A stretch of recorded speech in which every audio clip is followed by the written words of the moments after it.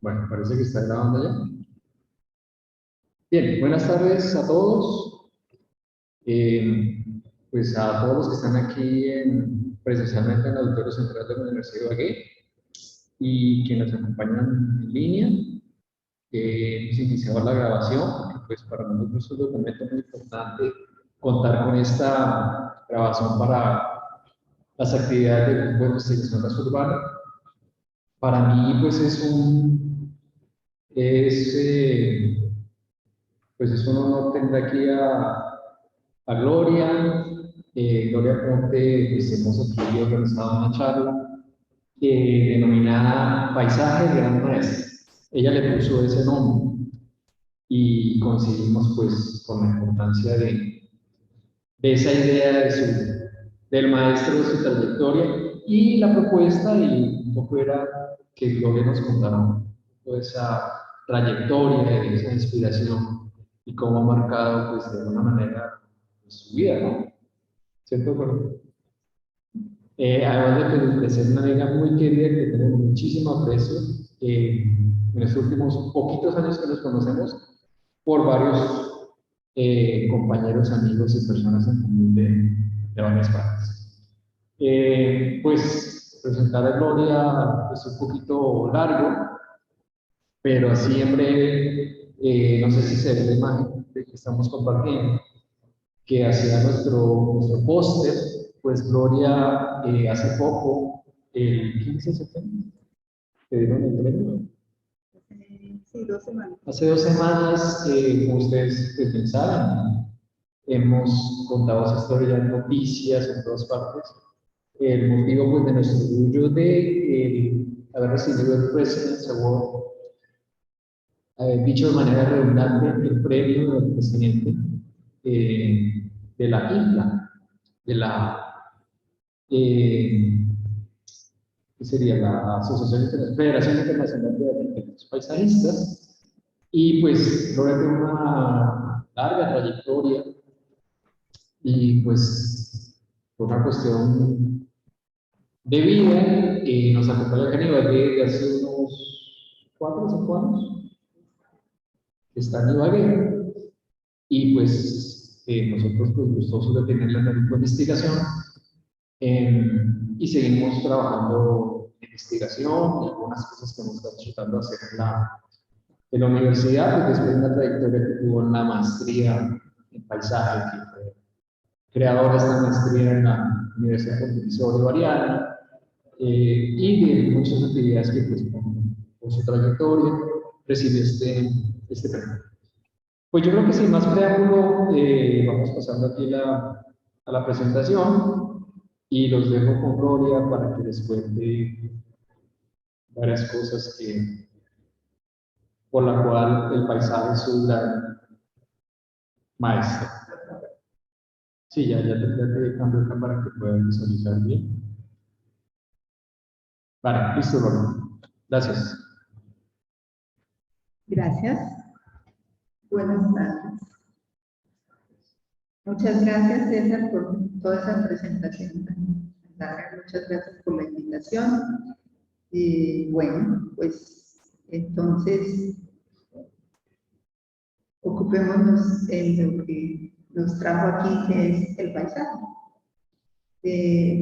Para mí, el paisaje es un gran maestro y se los voy a ir contando poco a poco. ¿Y por qué ese nombre? Porque con ocasión del premio, la gente me pregunta, ¿y por qué usted se dedicó al paisaje? Eso ¿de dónde sale? ¿De dónde viene? Y pensando en ello, creo que es por eso, porque el paisaje me ha enseñado mucho. Yo aquí estoy, digamos, representando a la SAP, Sociedad Colombiana de Arquitectos Paisajistas, a la IFLA, que ya mencionó César, a la LALI, Iniciativa Latinoamericana de Paisaje, y principalmente pues a Rastro Urbano, que es el que me invita y me acoge ahora. Vamos a ver por qué digo que el paisaje es un gran maestro. porque el paisaje en su complejidad representa muchas voces en simultáneo. Yo esperaría que quienes asisten aquí o quienes me están escuchando logren cambiar un poquito esa acepción que tenemos de paisaje. A veces es algo allá, lejano.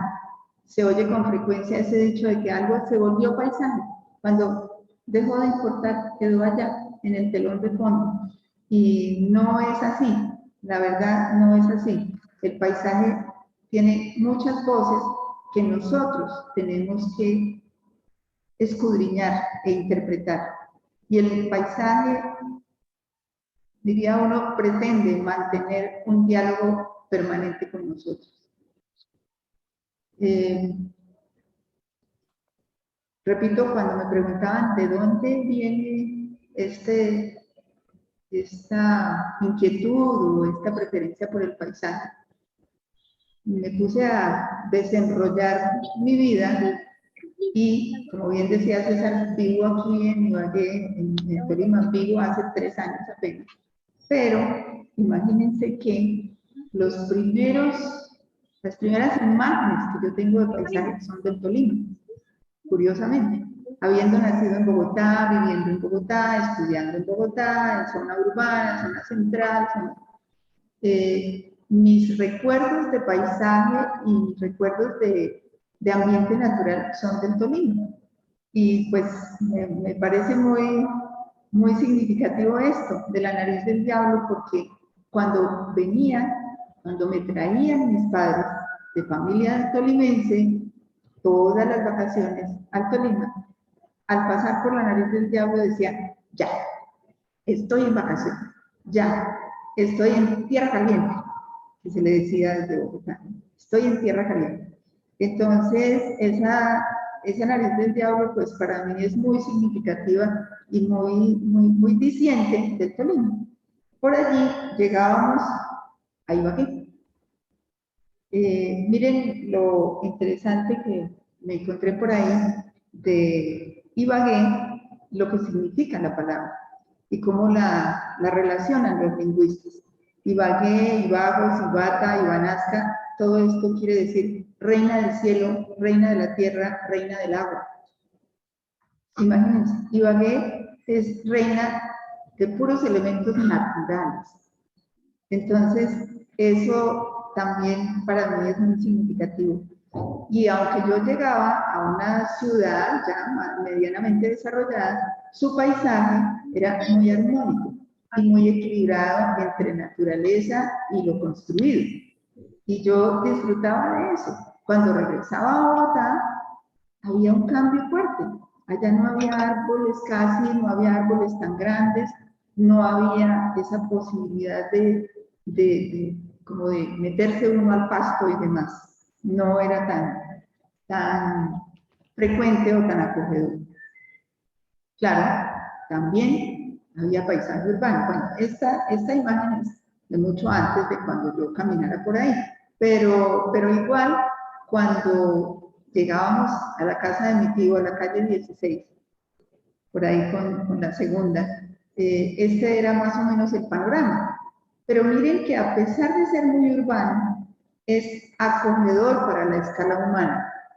Diferente fuera si hubiera edificios de 10 y de 20 pisos a un lado y al otro de esa calle. Y también traigo una imagen del Hotel Lusitania. ¿Y eso por qué? Pues porque creo que mi familia eran amigos de los dueños del Hotel Lusitania, íbamos allá y eso también para mí era significativo como de vacaciones, como de cambio, porque vivía en Bogotá.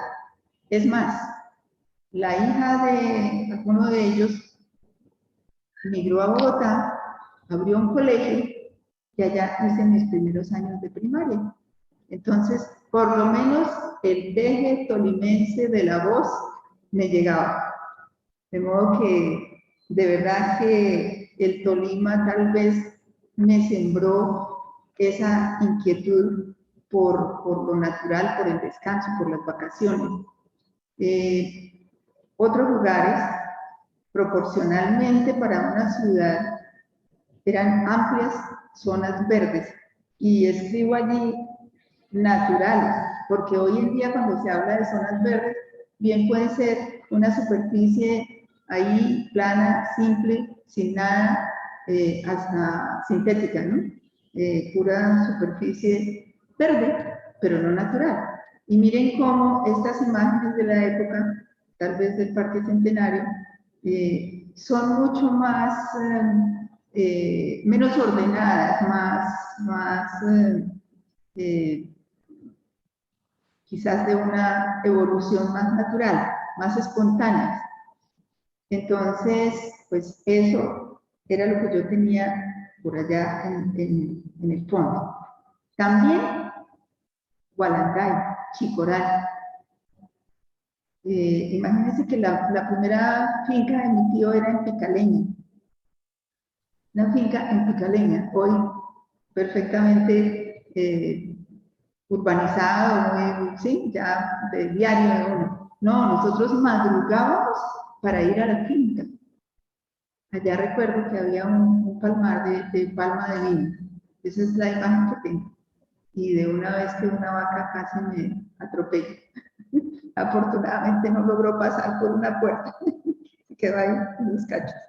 Bueno, y en Gualanday, esos paseos de olla, el agua, el charco de las panelas, y bueno, todo esto, este tipo de urbanización, podríamos decir.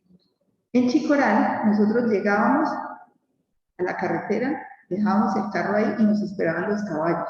Y a caballo subíamos un trecho para llegar a la finca, donde conocí los cítricos y bajaba limones y bajaba mandarinas y todo esto que un bogotano no hacía. Entonces yo era un poquito diferente a mis compañeras de colegio. También pasar por el Espinal y ver estos cultivos, estas planicies. Entonces era muy variado, ¿no? A veces había que subir a caballo, a veces pasar por estas planicies infinitas, surcadas o encerradas o delimitadas por masas de árboles y por montañas. Esto a mí me daba la idea, me transmitía diversidad, ¿sí? Diversidad. En síntesis, del Tolima, paisaje urbano, paisaje rural, paisaje silvestre. Miren que normalmente en la planeación urbana. Eso es lo que me está pasando la imagen. ¿Cómo así? ¿No está pasando para ellos? Sí. No está compartiendo. Ay.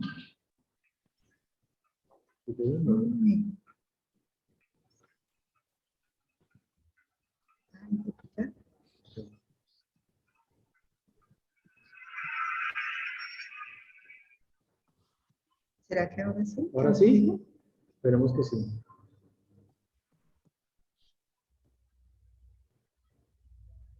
A ver, ahorita nos avisan por ahí por el. Bueno. Vámonos allí para ver siquiera que alcancen a ver por lo menos las planicies de los cultivos. Bueno, entonces decía que en síntesis, paisaje urbano, paisaje rural y silvestre. ¿Qué pasa? En los planes de ordenamiento y en la planificación en general, el mundo se divide en dos, en rural y urbano. Pare de contar. Y el silvestre se queda por fuera. Eso es un error gravísimo. Ese dejar el silvestre por fuera es lo que nos ha hecho perder, por ejemplo, la estructura ecológica principal. Nos ha hecho olvidar el valor de las corrientes de agua, de las quebradas, de los ríos, ¿sí? Porque es lo urbano y lo rural. Entonces, de esas memorias, tengo el paisaje silvestre allá sembrado en mi cabeza y siempre acogedor y gratificante. otra semilla, la semilla de Villavicencio. Tuve la oportunidad de vivir allá unos meses, ya en una especie de práctica que yo misma me inventé cuando estaba estudiando. Y allí era diferente, porque el recorrido desde Bogotá hasta Villavicencio es mucho más pendiente y mucho más parejo. Entonces, allí aprendí, sí, mejor dicho, lo sospeché, que la vegetación cambiaba a medida que uno iba bajando. Y siempre estaba pendiente. ¿Qué pasó? ¿Otra vez? Continúa. Bueno, ¿Sí está viendo? siempre estaba pendiente de la primera mata de plátano que viera, ¿sí? Porque eso era indicativo de que ya estaba bajando, de que ya iba en determinado punto. Es decir, aprendí o intuí los pisos térmicos, cosa que después aprendí científicamente, llamémoslo así.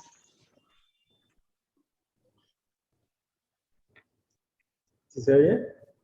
Sí, sí, está bien. No tengo. ¿Sí? ¿Está bien? Ahora sí se ve. Ah, Gracias. bueno, ahora sí se ve. Bueno, entonces he ahí mi recorrido hacia Villavicencio y cómo lo iba incluyendo.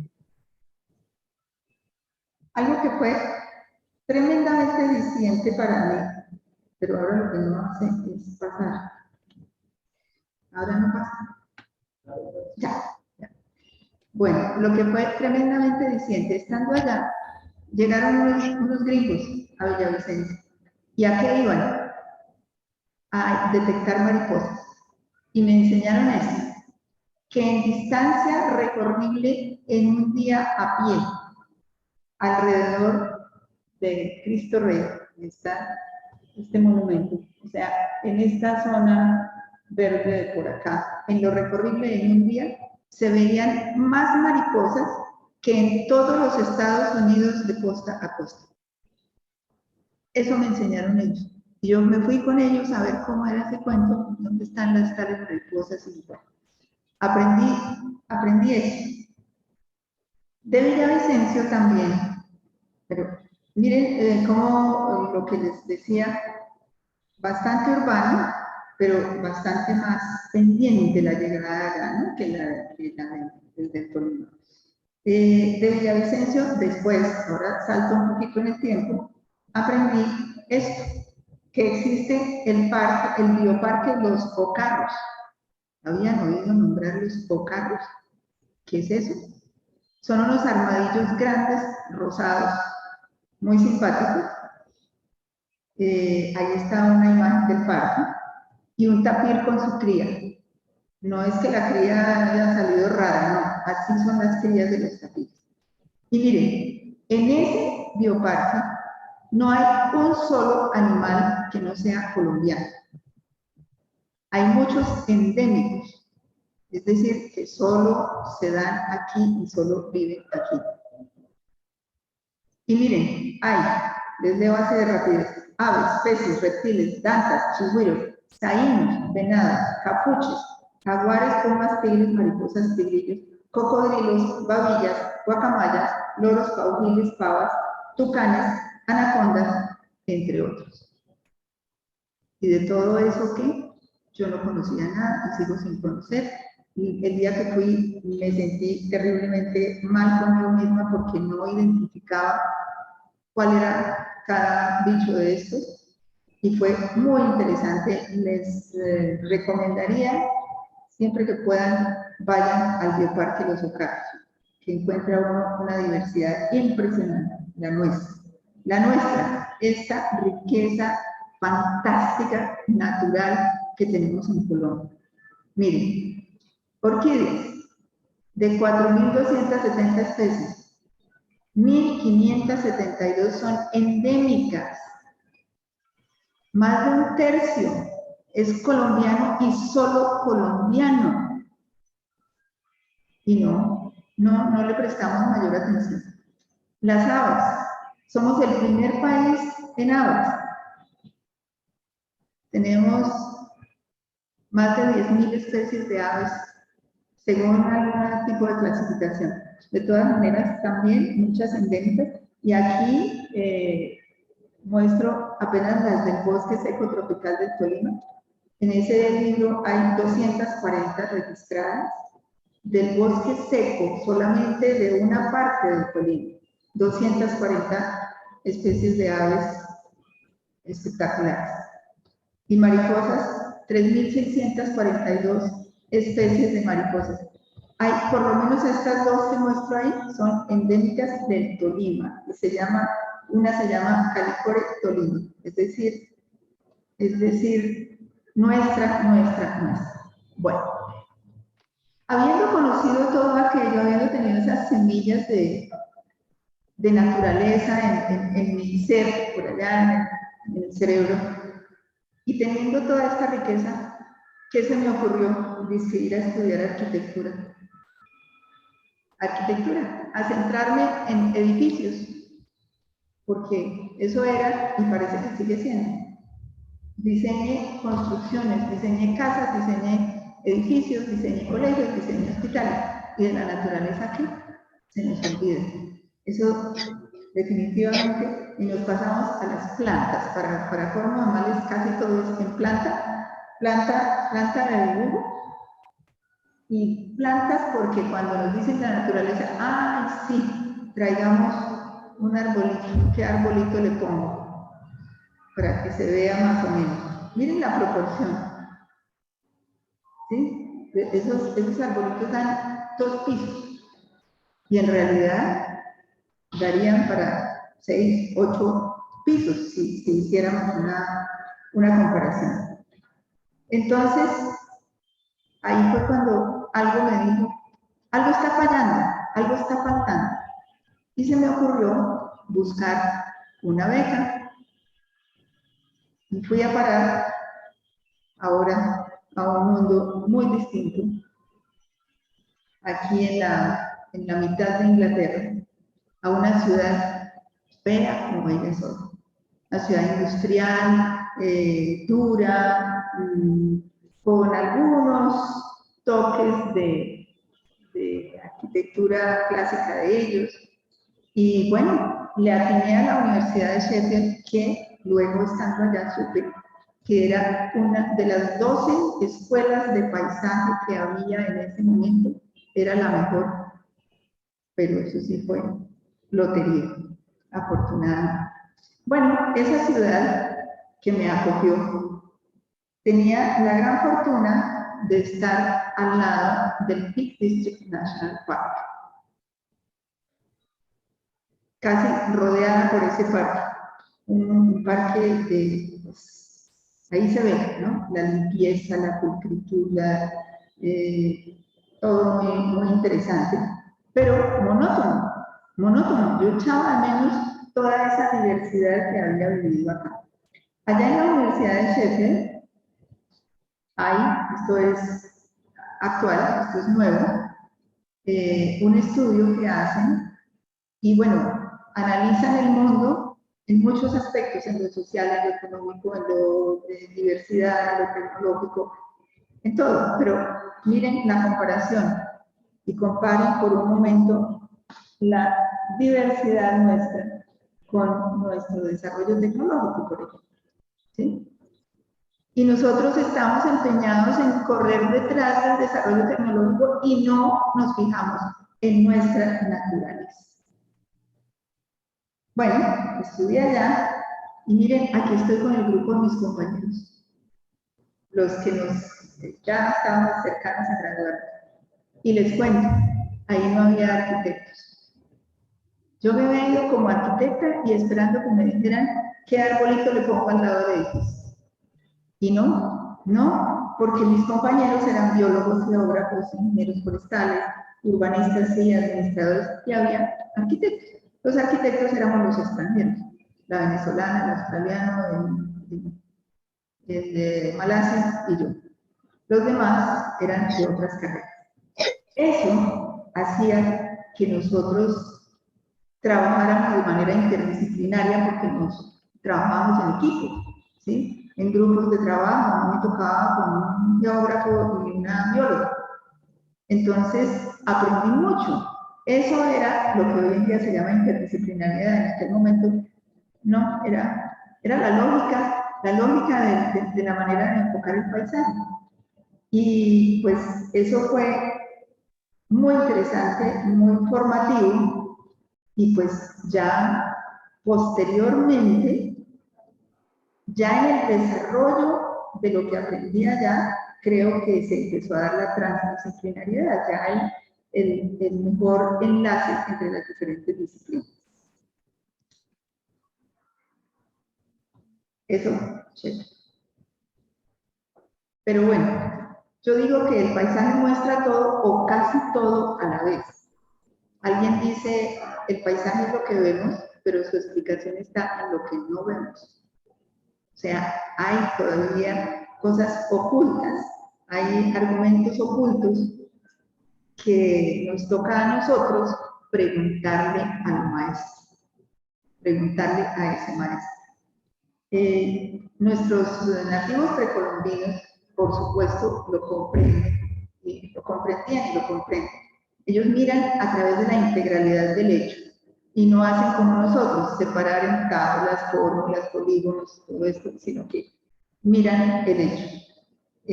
La imagen que hay abajo es de territorio muisca, y esta, por ejemplo, es el manejo de los cenúes, ¿no? Cómo los cenúes dialogaban con esa naturaleza y no imponían su manera de ver. Entonces, paisaje no es ornamento, como suele pensar. No es solo territorio, no es solo naturaleza, no es jardín, como suele pensarse. Hágale el paisajismo a ese edificio. Y tampoco es exactamente medio ambiente, a pesar de que tiene de todo eso, pero es mucho más complejo. Y los asuntos del paisaje no son tanto cuantitativos, sino cualitativos. Miren todas las ideas que van apareciendo ahí: historia, lugar, riqueza, problema, hábitat, ideología. Todo eso hace parte del paisaje. ¡Qué complejidad! Y eso, de eso más o menos quedaron las semillas de Sheffield.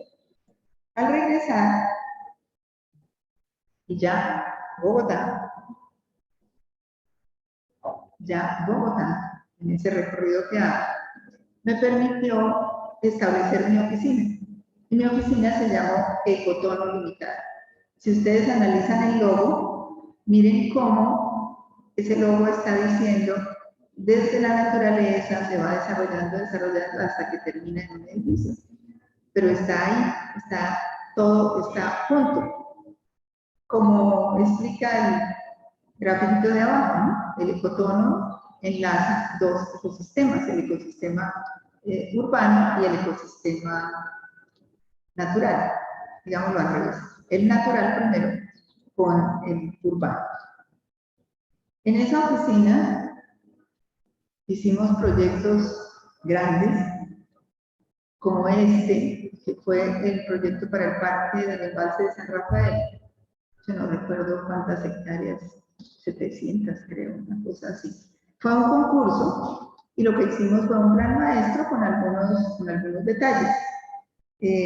Miren cómo en el planito se destacan las quebradas, se destaca lo natural antes de empezar a proponer.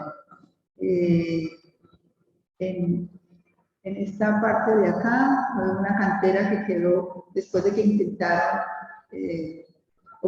sacaron de allí para construir la carretera perimetral, y allí fue lo único que se logró hacer en la realidad, y era un control de erosión con 13 técnicas diferentes, y eso lo logramos ejecutar porque hubo una donación por parte del gobierno.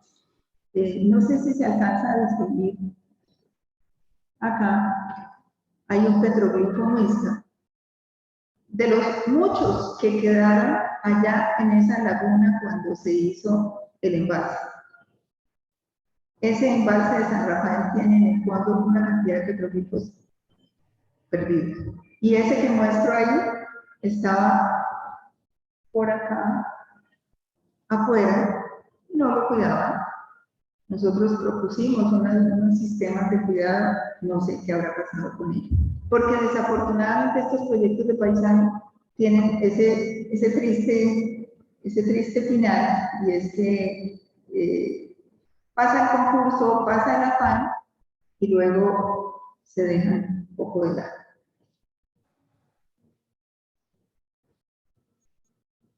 Otro proyecto, Plan Maestro del Río Tunjuelo, 50 kilómetros de río. Identificando las manchitas amarilla y roja son para distinguir diversas unidades de paisaje, es decir, al hacer todo el análisis de lo natural, de lo urbano y demás, entonces íbamos identificando carácter diferente del paisaje en cada uno de esos lugares. Y en la parte de abajo fueron algunas ilustraciones al identificar lugares de estos. Aquí, por ejemplo, lo que hay son respuestas de diseño a ese carácter particular de algunas de las unidades de paisaje.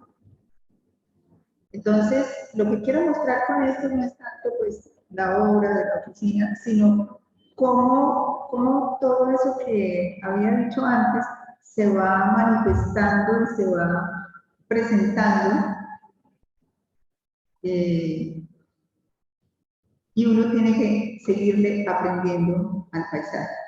Otro, y este sí es el último, es un proyecto en el Parque Entre Nubes, y esto se trata de la evaluación de las visuales, porque no es solamente la visual, sí, la foto, ay, tan bonito, bonito para allá, bonito para acá, sino entrar a sistematizar, como hacemos los occidentales, a pesar de que es un paisaje muy complejo como ese que entienden los indígenas, pero en este caso hay que ponerle esa mirada occidental nuestra y sistematizar para poderlos entender con el resto de la gente.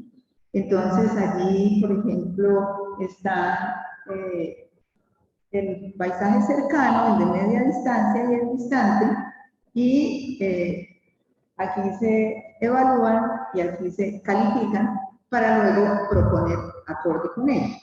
Eso es apenas una mirada.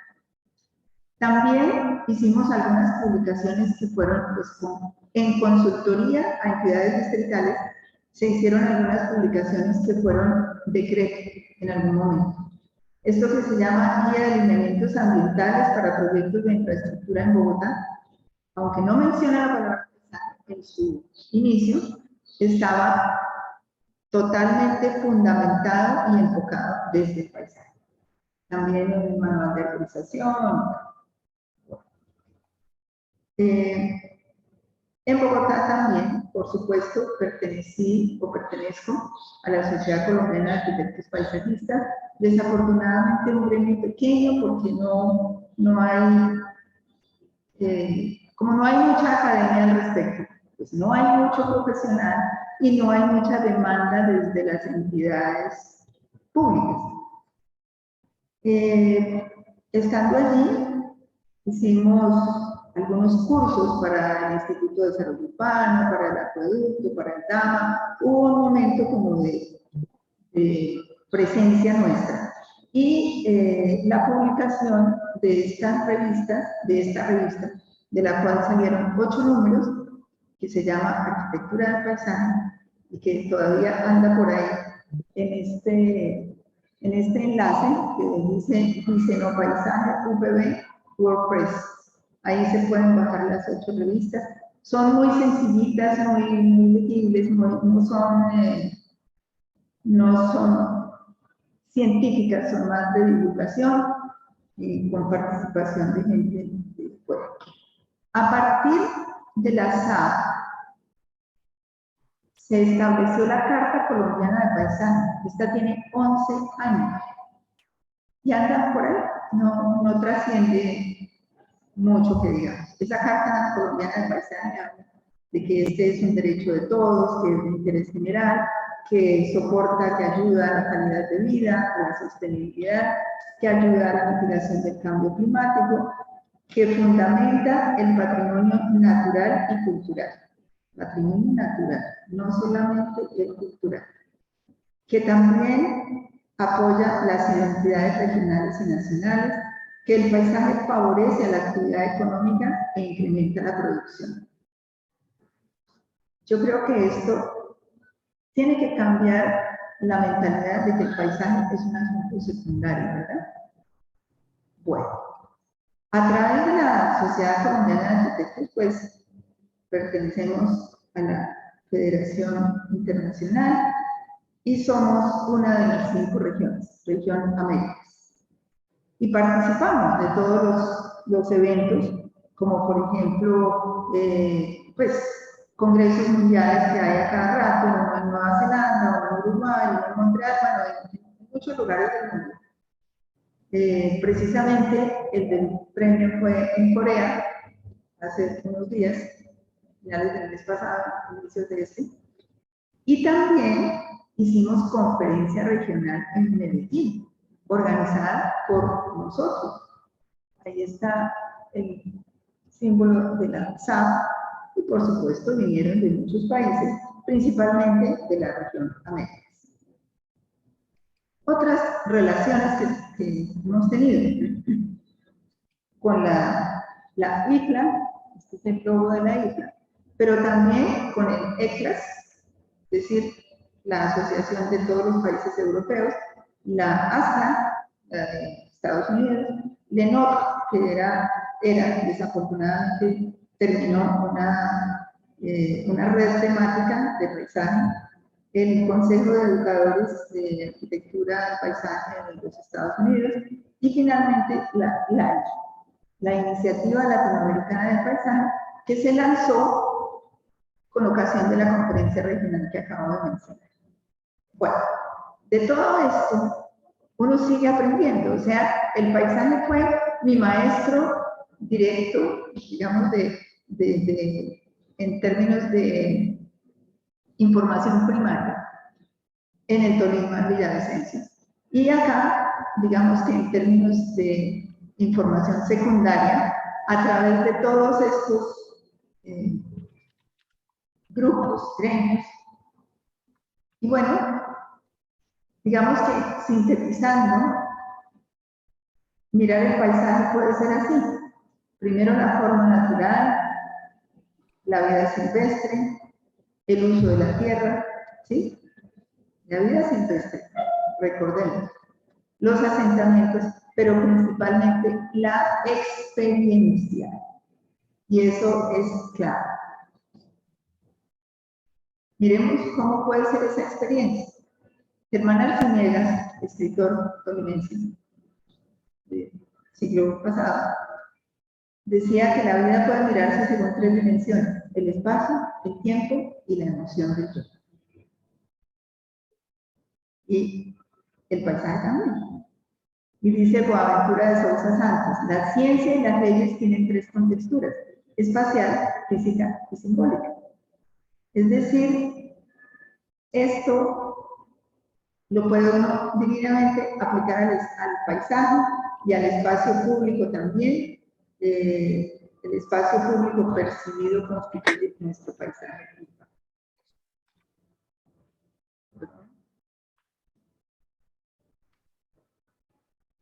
Esto entonces representa un espacio público en espacio, en tiempo y aquí dice sense of place, o sea, el sentido del lugar, lo que puede ser la emoción que uno tenga, la experiencia que tiene de ese paisaje. Yo suelo sintetizarlo así: el paisaje es naturaleza, el paisaje es percepción y el paisaje es mundo construido. Desafortunadamente, tal como aparece ahí, el mundo construido se impone a los otros 2. Y entonces el llamado de esta conversación es a que rescatemos esos otros dos, la naturaleza y la percepción, o sea, la emocionalidad que podemos tener frente al paisaje. Voy a pasar rápido. La percepción del paisaje, en primera instancia, depende de la escala a la cual nos aproximamos. ¿Sí? Paisaje panorámico, paisaje de media distancia, un paisaje vivencial cercano. Y los sentidos actúan de diferente manera según cada una de esas distancias, como aparece en ese cuadrito.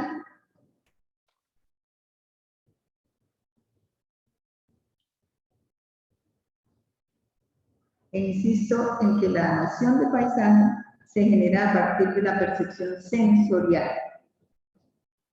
Esa percepción forma nuestro carácter, alimenta el espíritu y estimula nuestra respuesta. ¿Eso qué quiere decir?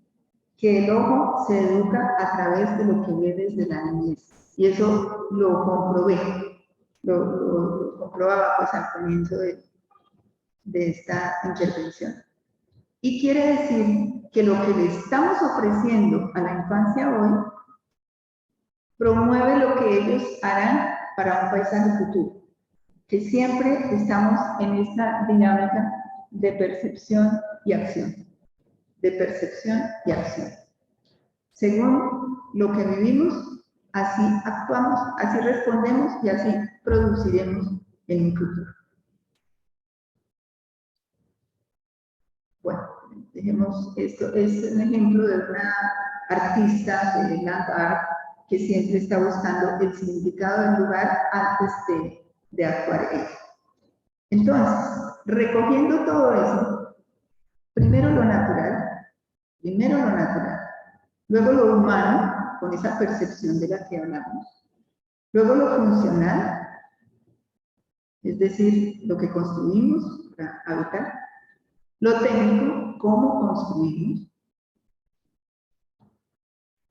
luego sí, proyectar e investigar. Y esto, muestro ahí, es lo que constituye el diseño del paisaje. ¿Sí? Pero en ese orden, que no nos quede al revés, que no nos quede primero lo proyectual y después por allá como una fracción, como un añadido, lo natural. Como la posibilidad de un mundo mejor está en la educación, entonces, de haber sintetizado eso, empecé a pensar en cómo difundir todo este aprendizaje que el paisaje me había facilitado. Y entonces propuse, estas imágenes son de esa maestría en diseño del paisaje en Medellín. Esto es el fundamento de la estructura de ese programa académico. Así tal cual es, así tal cual están estructuradas las materias en los distintos semestres. Y ahí tenemos pues, la gente actuando. Para esa estructura pensábamos en contextualización, en interculturalidad, en internacionalización, en integración, en interdisciplinariedad. Un poco los mismos, las mismas cualidades que se están buscando en esta reforma universitaria de la Universidad de Ibagué. ¿Sí? Se está buscando interdisciplinariedad, se está buscando internacionalización, etc. Este afichito es del lanzamiento de la maestría, en la cual nos acompañaron de varios países a través de la ICLA, porque claro, yo estaba conectada con la ICLA, entonces podía tener esa internacionalización que después se dio de esta manera. Cada semestre venía un profesor invitado extranjero de cada uno de los países que aparecen ahí. Ningún semestre de ninguna cohorte, mientras yo estuve al frente de la maestría, a ninguno de estos le faltó un visitante internacional. Y eso pues nos ayudaba a seguir aprendiendo de paisaje, aprendiendo de cómo ven el paisaje en otros lados. De la maestría se derivaron, por ejemplo, esta investigación, el paisaje de borde, papel estructurante de las quebradas en las laderas de Medellín. Ese borde, ese ecotón del que hablaba antes, ese paisaje silvestre que entra desde el que se llama rural en los planes de ordenamiento y el urbano. También se hicieron el EPA, que es la reunión de estudiantes de arquitectura del paisaje, y el programa EDAP. El programa EDAP es Educadores en Arquitectura del Paisaje para América Latina. Hicimos 2 EDAPs en Medellín, donde vinieron de otros países, y hay 7 países, para dialogar, para aprender entre todos cómo enseñar paisaje, cómo enseñar esos principios, esa claridad, esa estructura, y cómo transmitirlo a otros. Otra tarea que hicimos en Medellín, desde la universidad, con el área metropolitana del Valle de Aburrá, fue esta política pública de construcción sostenible. Y miren, cuando se dice construcción sostenible, la gente piensa en edificación. Construcción sostenible es que el edificio tenga paneles solares, que recircule el agua, que, bueno, que tal vez tenga lo mínimo de ventilación artificial, etcétera.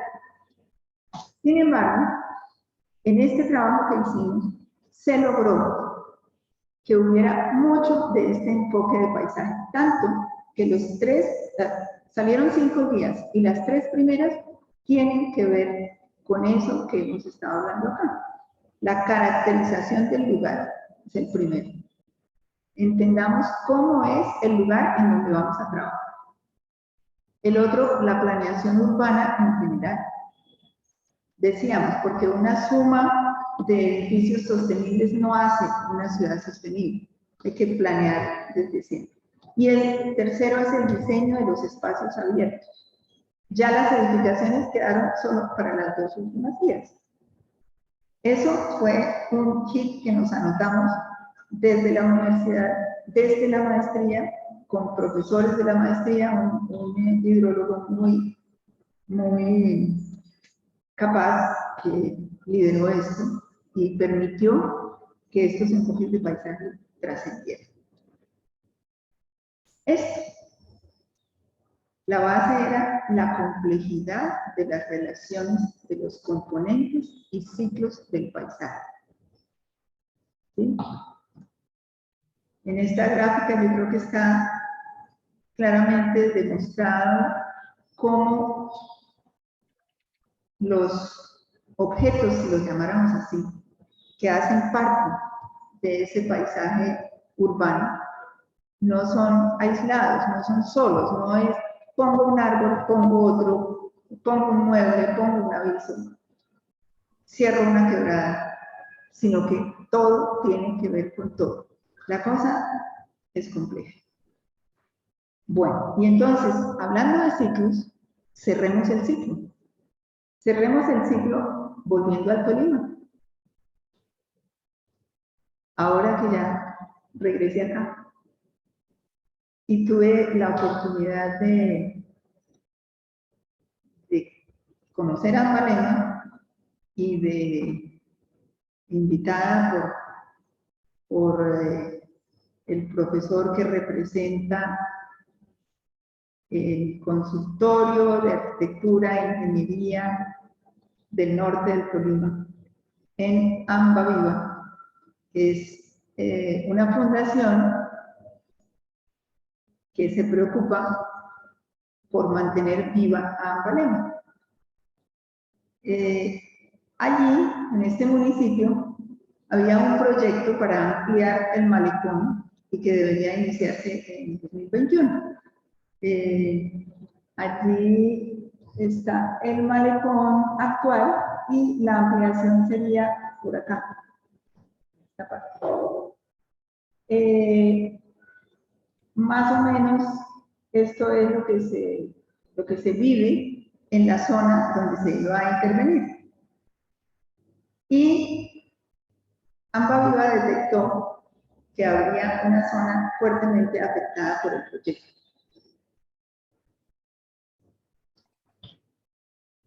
¿Por qué? Porque querían construir un muro alto, rellenar, tumbar todos estos árboles, porque este era el muro, e impedir que la gente pudiera ver y comunicarse con el río. Bueno, se iban árboles de este tamaño, se iban 8 árboles de este tamaño. Frente a eso, entonces se propusieron alternativas con enfoque paisajístico, que actuando Agua Viva y el Consultorio de Arquitectura e Ingeniería. Y esto logró el respaldo de la Contraloría Ambiental del departamento. Entonces, eso tuvo éxito. Logramos que no se hiciera ese muro de concreto allá frente al río.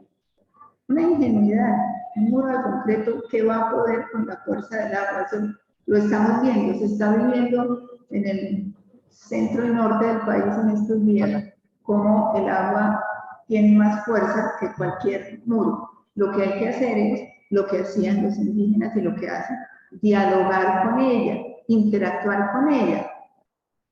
Dame, pero toma.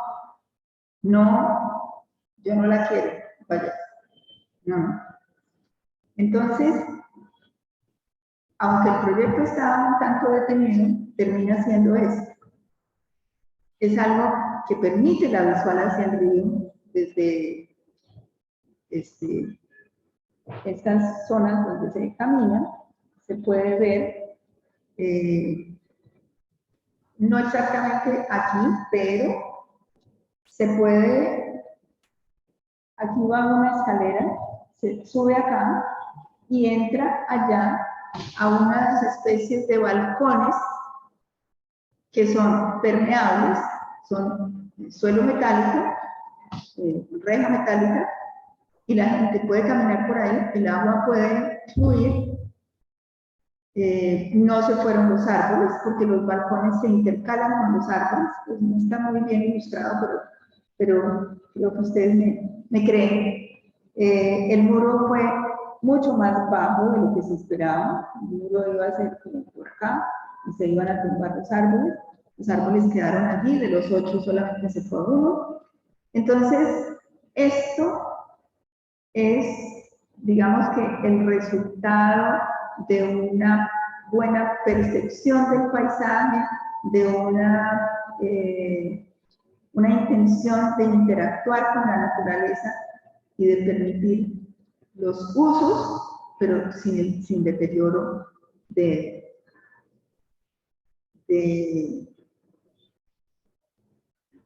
para atrás. Ay. Aquí se ve, permanecen los árboles, hay algo de transparencia, ¿por qué? Porque para la obra hubo que podar hasta cierto punto los árboles, pero la resiliencia de la naturaleza los hará florecer de nuevo, los hará llenar esos espacios. Y bueno, hemos respetado el paisaje y estamos haciendo uso de él. Enseñanzas del paisaje, como síntesis de esto. Considerar el lugar como un continuo del cual cada proyecto hace parte. Un continuo, no aquello de el lote termina aquí. Revisar el antes y prever el después, en un rango amplio de tiempo. Identificar y valorar herencias y tradiciones. documentar el pasado, sensibilizarse con el presente y proyectar al futuro. Realizar un análisis desprevenido y sensitivo del lugar antes de lanzarse a proponer. Y permitir que el lugar nos hable, es decir, escuchar el espíritu del lugar. Esas son algunas de las enseñanzas que el paisaje me ha dado. Y para rematar, les comparto un aforismo que me publicaron en la LALI. La LALI tiene, periódicamente está publicando aforismos que la gente propone. Este fue el primero. Y digo, el paisaje alberga, inspira, enseña, nutre anímicamente y promueve la convivencia y la identidad de los pueblos. Nada más significativo para la vida humana. Eso es lo que he aprendido del paisaje. Muchas gracias por la paciencia de oír todo este perorata. Muchas gracias.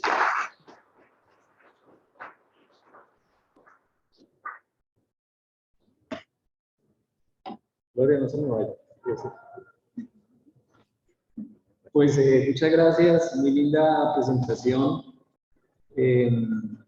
Yo quería recordarles un poquito esto, pues es un poquito el motivo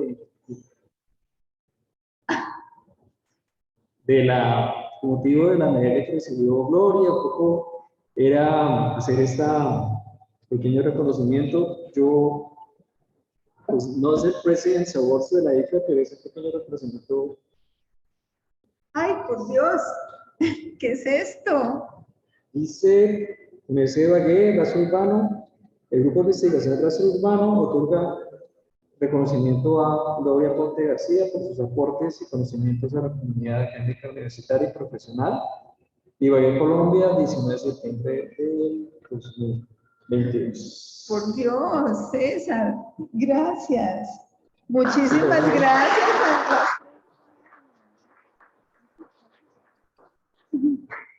Muchas gracias a todos. Ay, muchas gracias, ¿qué es esta belleza? ¿Ah? Ay, de verdad que me emociona. Me emociona este reconocimiento. Muchísimas, muchísimas gracias. Muy queridos. Muchas gracias. Pues lo importante es que queda grabado la conferencia de muchos aprendizajes y pues que la compartiremos con estudiantes, con nuestro grupo. Y pues gracias por estar con nosotros. No, gracias a ustedes por acogerme, por recibirme, por permitirme compartir.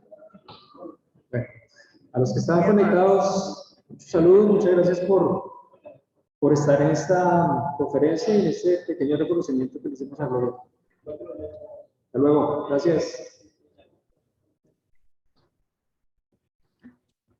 ¡Ah, qué sorpresa! Gracias.